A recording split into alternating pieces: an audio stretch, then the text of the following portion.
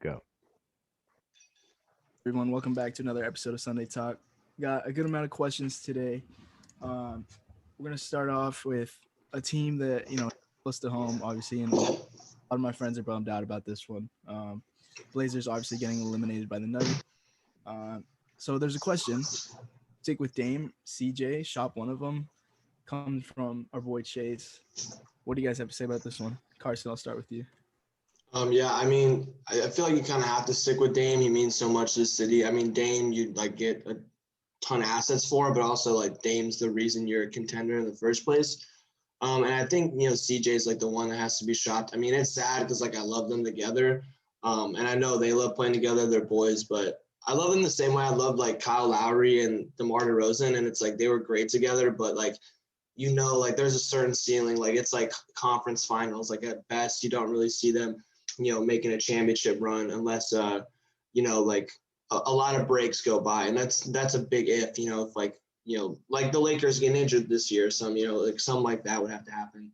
And I think CJ is really like the only like major asset you have that you could either trade him like a 1-for-1 and get like, another star back that like helps you with your actual needs, which are like playmaking and defense. Or you could get like, for CJ, get like a bunch of other guys to improve the depth of the bench. And again, hit those areas, which they really need defense. And then they really, really need some more playmaking, which I mean, it's asking a lot. Those are probably, two of the most important aspects of basketball, but definitely I think it's time to like at least shop CJ, maybe, if you don't get a deal done, but at least see what's out there for sure. Yeah. So kind of going off that, I think, yeah, you definitely got to shop CJ. I mean, looking at a situation, I saw some post about it that Karl Anthony Towns, like, oh, they want Karl Anthony Towns. What about we got Nurkic, we got CJ in exchange for, um, excuse me, we do Nurkic and CJ for Karl Anthony Towns and like Josh Okogie. You get a defensive wing to play for Portland, and then you get an offensive-minded center who I think would play extremely well with um, what's it called, with Dame, and then you give them, CJ McCollum to play alongside D'Angelo Russell, and you give Nurkic, who's still a very young, promising center, and I think that'd be wonderful for both sides. I think they both come out victorious. I think you'd have to throw some picks in there on the Portland side to make it work, but I think I'd love to see it. But like this, I want to have Norman Powell playing the two for them, and I think Norman Powell can fit the role of CJ McCollum. I don't think he's as good as a ball handler, but I think he can score, he can score 20 points per game if he's needed. So they got to go. That small stature of that backcourt is kind of what hurt him. And it's really what made me think, like, I took a deep think about. We just posted a graphic coming up for the Cavs coming up soon. That'll be coming out tomorrow for you guys listening today. But, Sexland, is it really the backcourt of the future? Or is it just like Dame CJ Light, like, who just like they can't defend? Because if you can't defend, how are you going to go against, the Ben Simmons, the bigger guards, or like when they could just switch on to you and abuse you? Because, the Warriors, they have such a dominant backcourt because they have a guy in Clay who's like one of the best defenders in the league. So I think it's the thing you got to take a look into. It's been so long since we've been saying CJ's got to get traded. So I think it's the offseason that CJ's got to go. Yeah, and I think a lot of people can make an argument that last season was when they should have blown it up. Obviously, their guard stature is a big problem, but also their front court stature. I mean, they don't have any like big athletic guys. I mean, Nurkic is a shell of what he was before the ankle injury.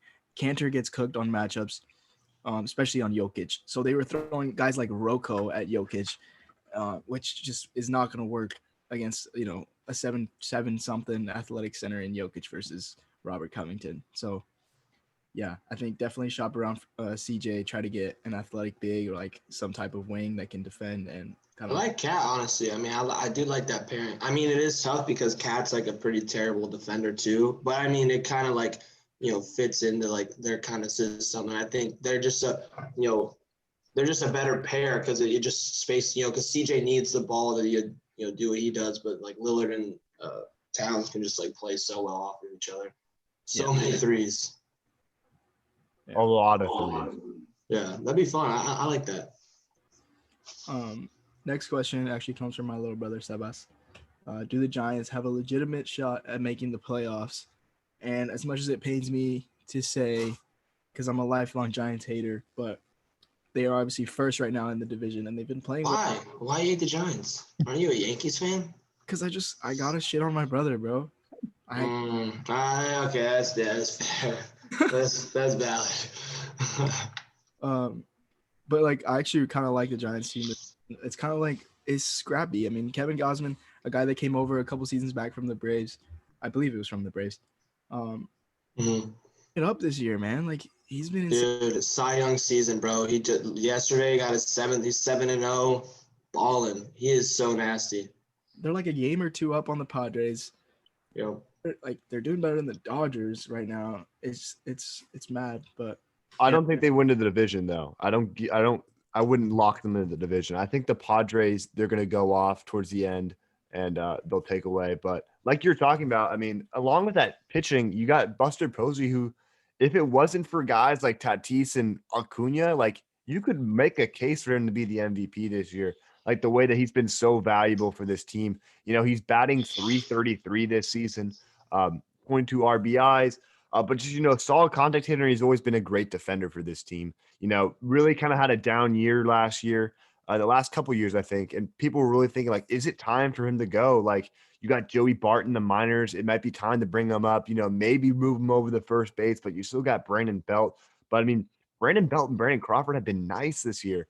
And then, like, even your best player from last year isn't even playing as good as he should be with Mike Yastrzemski.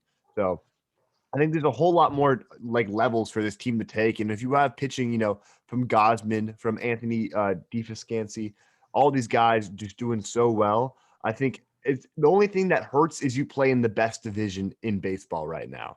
Like, you got the Padres with Fernando Tatis and a pitching staff that's on the rise. And you got the Dodgers who have an unlimited bankroll like your Yankees, Jose. So it's kind of hard for a team like the Giants to compete, which is, I think it's going to hold back teams like the Rockies and the Diamondbacks for years to come. But, the Giants have had success in the recent years. So if anyone's going to do it, it's going to be these Giants team, no longer with Bruce Bochy, but they still got that same identity that they had a couple years ago. Yeah, they're like the same exact identity as like the World Series teams. Like great that's like just been like what our team's been, like great chemistry, like a bunch of guys that get along. They all got they got the chemistry because everyone's got the stash. Some people are rocking it, some people aren't. Yastrzemski is not rocking it. That's for damn show. I love Yaz, but the mustache is not it for him. But yeah, for sure. I think like Longoria just got such a stupid injury yesterday. He's going to be out 4 to 6 weeks. He's been one of our best hitters. So I think I'm glad that we've been, just firing on all cylinders to start and like got off to such a hot start, because I know that the injuries are coming. Like, you get into July, August, it's like the dog days of the season. And I know just like, we're probably going to get a few more injuries. So it's good that we, got all these wins, to start and kind of stock them up. But yeah, I definitely see us making the playoffs for sure, but most likely a wild card. I mean, it's probably going to be two, like, it's going to end up being 2 wild cards from the NL West. I feel like. Crazy. Sure. Crazy. Hey, but it is an odd year though, so. It is odd year, but hey, we can break it. I hope so. Next question comes from Court. I think the Braves pitching staff is good enough to win the World Series.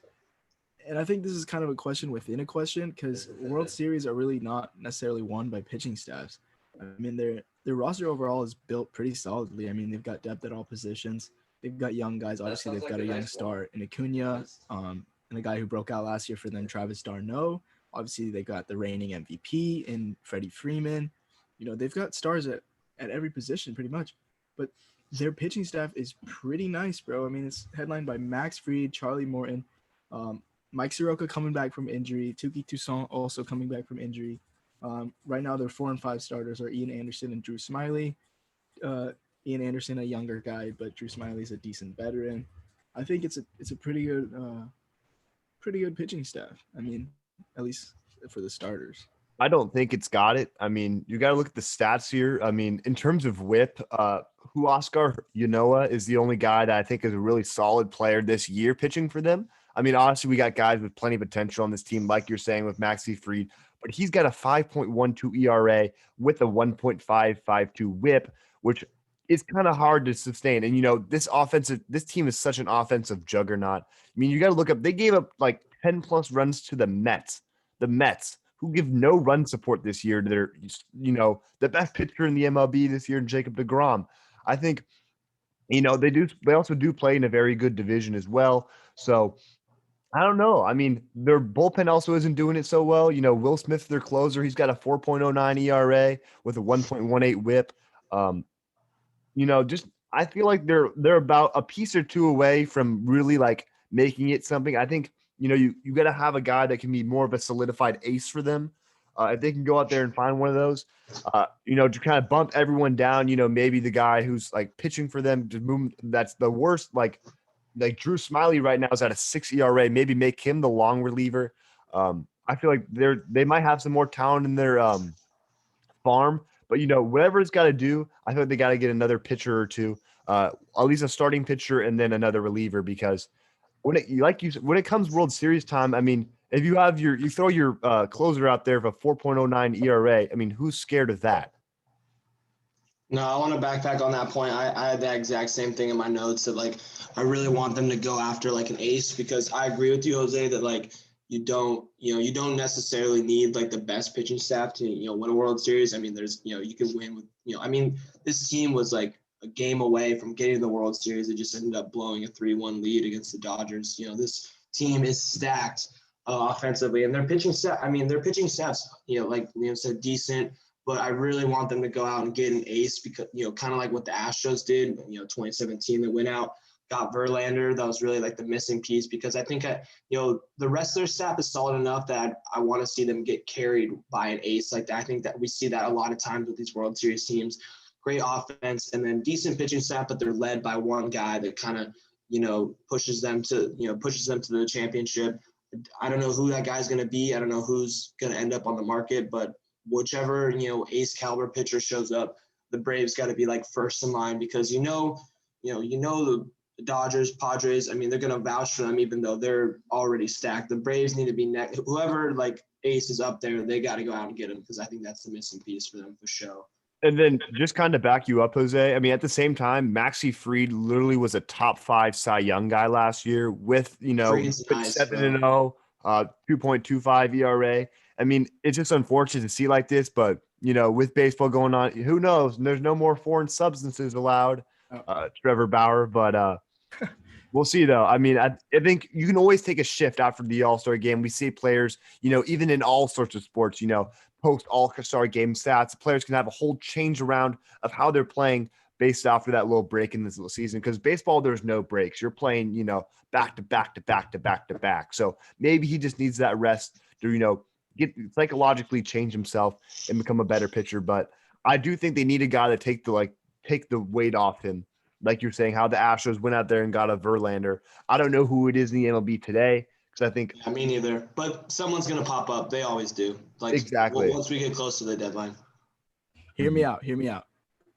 Like I would argue a guy last year not last year, 2 years ago, 2 seasons ago, a guy that broke out right alongside Max Fried that never really gets talked about is Mike Soroka, a guy that they drafted in the first.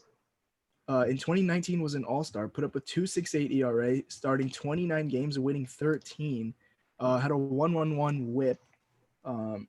Like he's nice, and he's only 23. He's like 22, 23. He just got injured last season. He's still coming back. I think like come postseason time, this guy. Maybe that's the guy. Maybe they don't even need to trade for an ace. Maybe they just can rely on Soroka once he comes back. This guy, yeah, I think this guy's nasty. I don't remember what his injury was. Let me. But he's only pitched 13 innings this year, yeah. So like he's not really been in here, but like led the league in home runs per 9 in the NL. Like an all-star, finished just behind his teammate Maxi Fried in Cy Young voting. Almost won Rookie of the Year. That went to. He tore his Achilles, kind of. But I mean, at least it's not Tommy John or anything. Mm-hmm. Oh, he hasn't played all this year, has he? Oh, he has. Never mind. He's still like on his rehab plan in the minors. Oh, okay. Yeah, but next question: top 3 pitching staffs in baseball. I'm just gonna list them off: Dodgers, Padres, Yankees. The Yankees. I was thinking about the Yankees too. Kluber and Cole is dirty. Yeah, and Sevy's coming back. He just started pitching in Tampa, still throwing 99 even after his injury. Man's gassing it up. I'm hyped for him to come back. Yeah, I had the Padres, Dodgers, and Giants. I mean, all three of the NL West teams. But I also like honorable mentions, like the Brewers are super nice. I mean, Woodruff, Peralta, Burns, those guys are studs. The White Sox too. I mean, like Lance Lynn is having like a sneaky, like super good season, as well as Keuchel and then the Rays Sculiato. And then I had the Rays too. Even without Snell, the Rays are still kicking ass. I had a pretty similar list. Just had the Dodgers, Padres, Mets, and Giants. I mean, the Mets have a really good starting rotation. I feel like it's a little bit worse of a rotation down the line, but I mean, seriously, if But they they had got the best pitcher though, so that helps out. if they had run support, this team would look so much better on that pitching staff. That's been the case for the Mets like the last 5 to 10 years. You go out there, you get the best shortstop in the league in Francisco Lindor, who doesn't play like that right now. You have all the money in the town, and you're still the babies to the Yankees. As hard as it hurts to say, they're still the babies of the Yankees, and they probably still will forever be the babies of the Yankees. So. Yeah. Oh. All right. So. Where are the A's moving? Question coming in from Court. All right. Everyone's got some noise going on, but I'll say the Vegas. I think Vegas needs to get a baseball team. Vegas got to get a basketball team as well. This is going to be a market on the rise in sports. I can't imagine why they wouldn't want to get them. We were talking about earlier in our chat, maybe Portland, but that just doesn't make sense. Jose coming from Eugene, going to school there, doesn't really have a really big crowd for their baseball team out there for the university. So while it makes sense for baseball, but I think, Vegas, the betting atmosphere, the sports atmosphere, it's growing. So I'm taking them. Yeah, Vegas too. It makes the most sense. Is Vegas.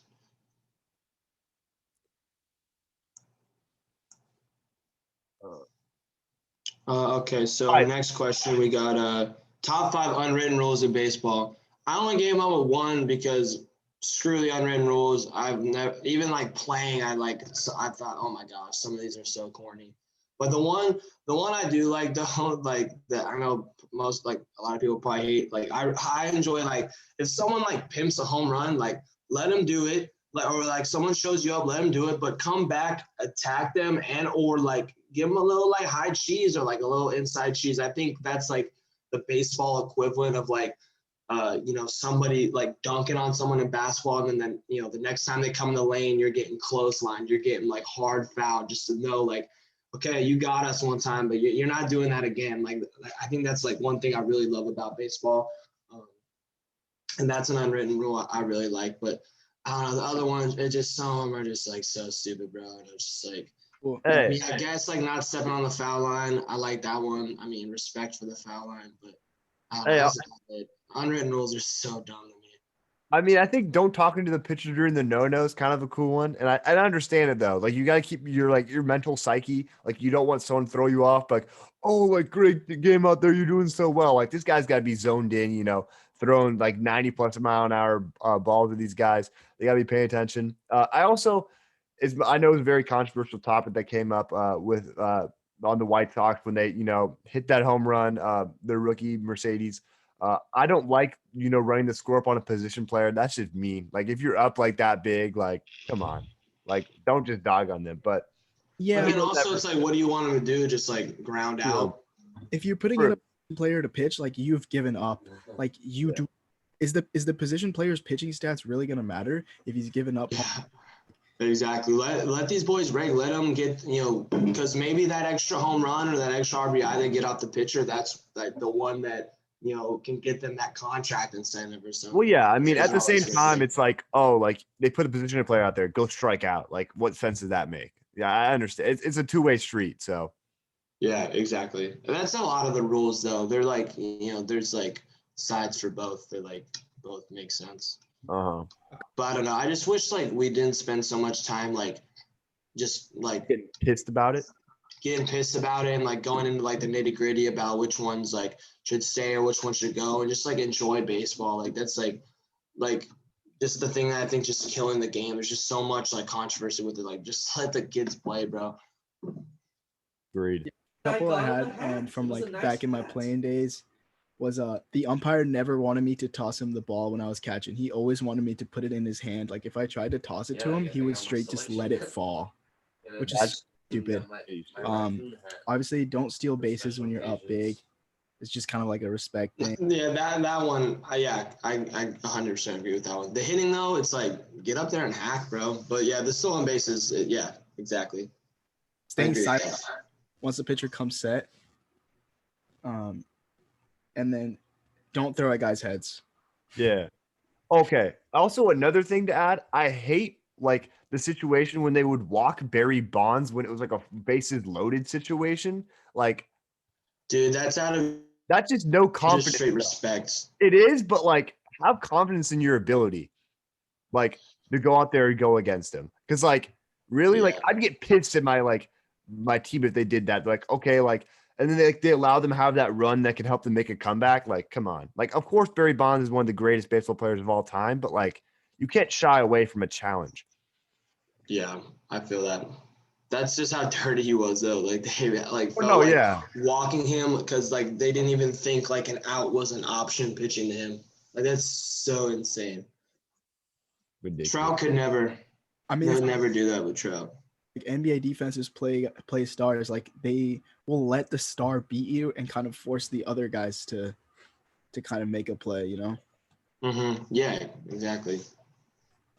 But next question coming in from Andrew Galvez. Is Ryan Tannehill good enough to take the Titans to the Super Bowl? First of all, we've seen much worse QBs in the Super Bowl, and Hill is a fringe elite QB since moving to Tennessee. Yep. It's not the problem of Tannehill. It's the defense's problem. There's no ifs, ands, or buts. The defense has to show out. I don't think Bud Dupree's going to go for 20 sacks this year just because now he has TJ Watt's not alongside him. He's going to struggle, if anything. I think you got to see Harold Landry take a step. You know, their pass rusher out of, I believe, Boston College that they drafted a couple years ago. They had to see those two guys succeed. You know, you got Jeffrey Simmons, who's a great run stopper, but who else is going to help alongside them? They've had some injury issues in the linebacking core, and they got to see Caleb Farley perform as a rookie corner if they need to take that step to be able to go to the Super Bowl. But, you know, going against teams like the Chiefs, it's going to be hard if your defense is poor. I mean, you got to have Byard playing the level of the all-pro that he can be. So I don't know, but this offense is going to be a crazy one. We literally talked about it. You guys can look down below in our channel. We had a huge video talking about where's Julio going to land, and we spent a long portion talking about the Titans because it seemed like a very plausible landing spot, and now that's where he's ending up. But I mean, such a physical offense, that's not going to be the problem that's going to hold them back. It's going to be like a Cowboy situation, if anything, where they have to outscore them if they want to win. Yeah, exactly. I think, obviously, like I think he's, good enough. I think he's probably better than Jimmy G, and Jimmy G got us to a Super Bowl. So, I mean, I think he's way better than Jimmy G. Definitely good enough. I mean, he has all, two of the best weapons in the game who, are incredible with 50-50 balls. They're just incredible in general. And, even if Tannehill is struggling passing, he can just hand it off to arguably the best running back in the game. So, I'm not really worried about that. Again, like you said, the defense. And also just like in a Super Bowl matchup where, you're going up against a team with like a Mahomes, or I guess they wouldn't be playing Mahomes. I guess like, like a Rodgers or, a much more elite QB in the NFC, then it'd be like, okay, like I'd probably go with them instead of Tannehill.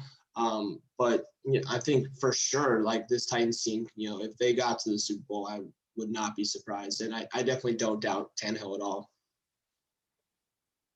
Yeah, I mean, is he better than Nick Foles? And Nick Foles is literally a Super Bowl champion. Yep, better than Trent Dilfer.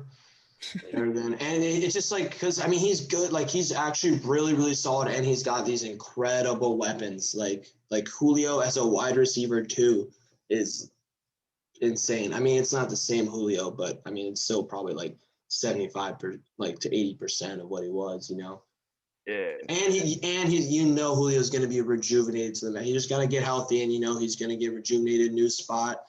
He's got AJ Brown, his little mini Julio on the other side of him. I'm super excited, man.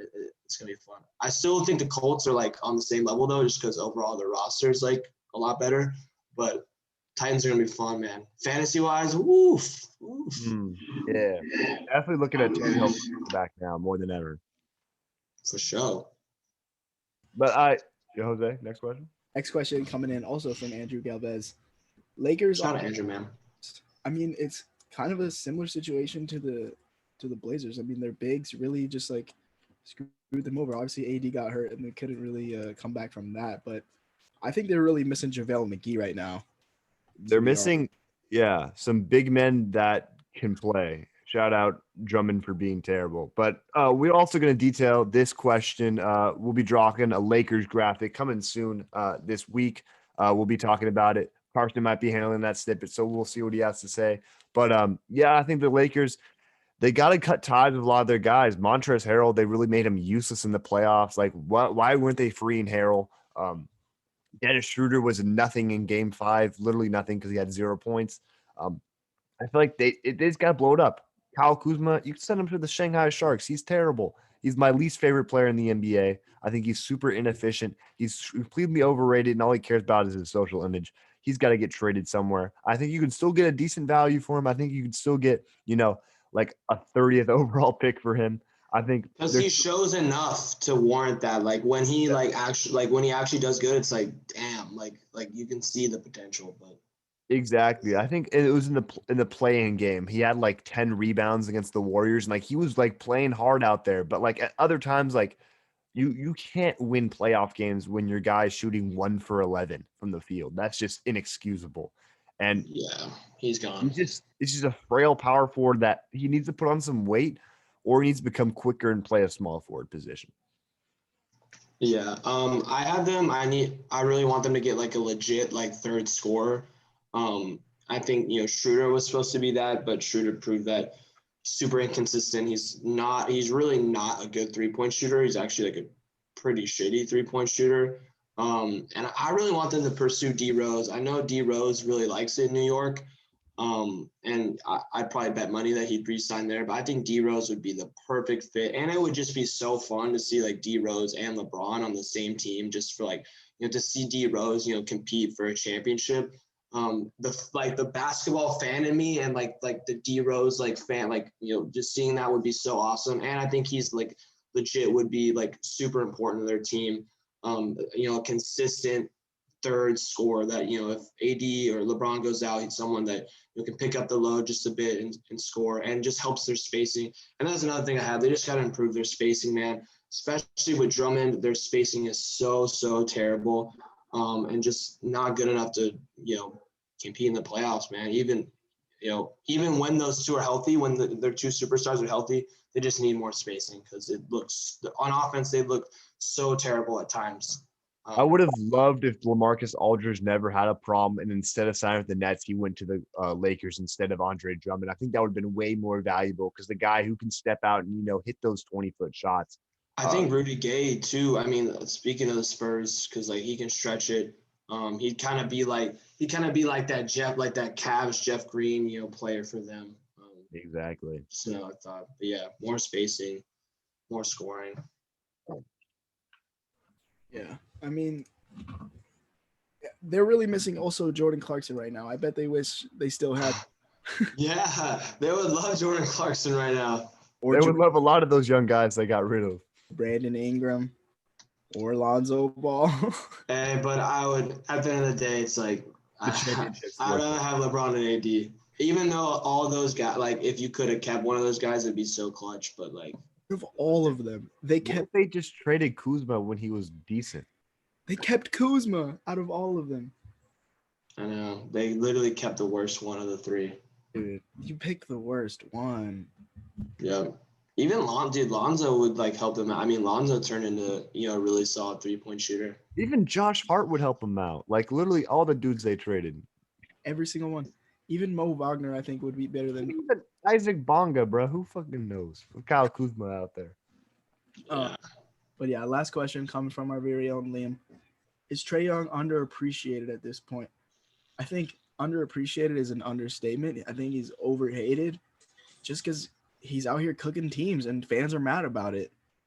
Yeah, I mean, we saw a game one performance in him today that was just amazing. I mean, going into this, I thought the series was going to be done in 5 games. It very well can be, but to see Trey Young go out there in an environment like Philly, drop 35 and 10, going against the best defensive backcourt in the NBA with Ben Simmons and Matisse Thybulle.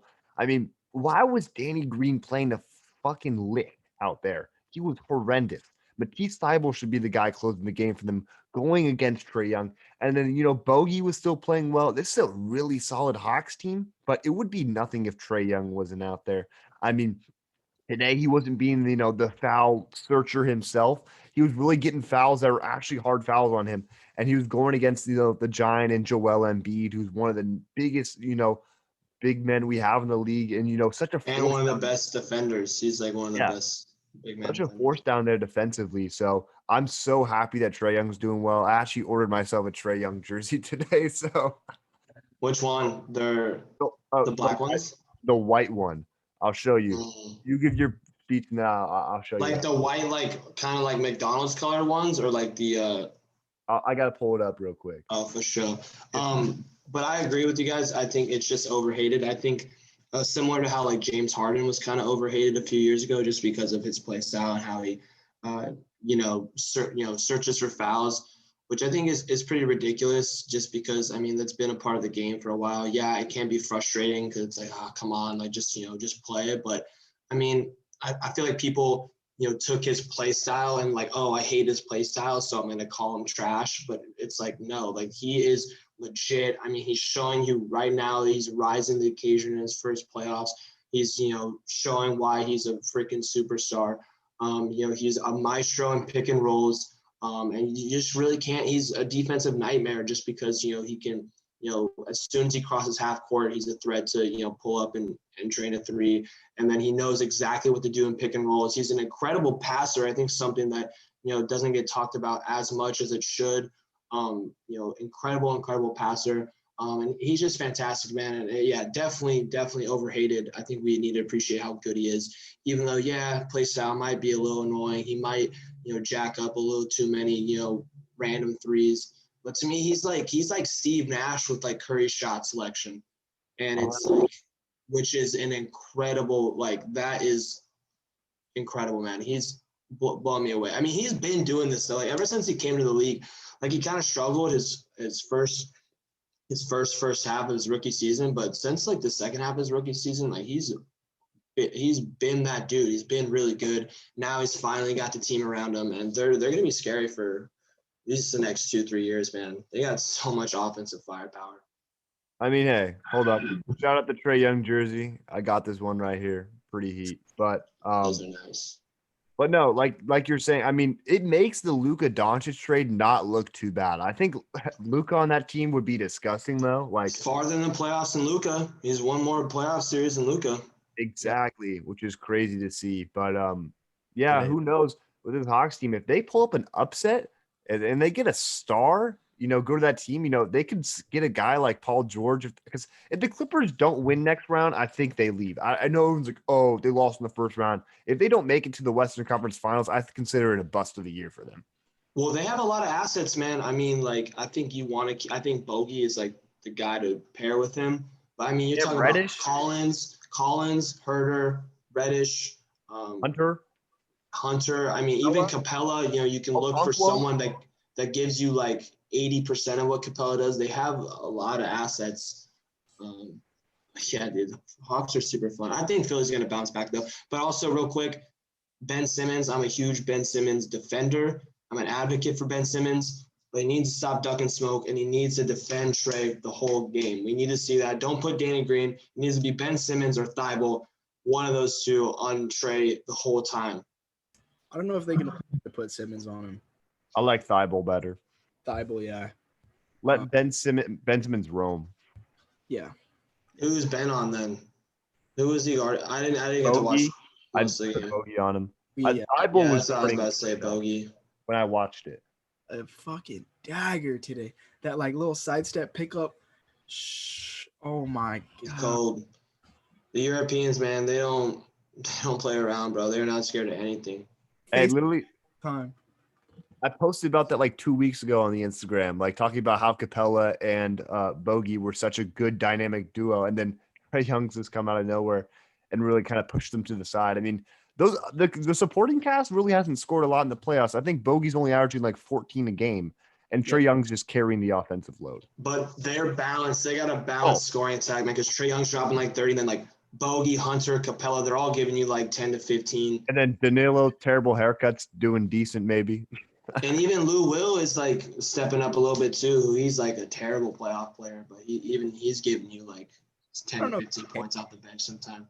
No, dude, he is like a nightmare on He's defense. Yeah, but like off the bench to get some scoring against second units, I think he's valuable. Yeah. Oh. 6-man like Lou Will. Like Lou Will. Like Lou. Okay, that was our last one, right? Our last question. Any last thoughts, boys? No. Man, we got some good questions, bro. Those are all nice and juicy. Yeah. Hey, appreciate the questions always. Yeah. All right. Yeah, always.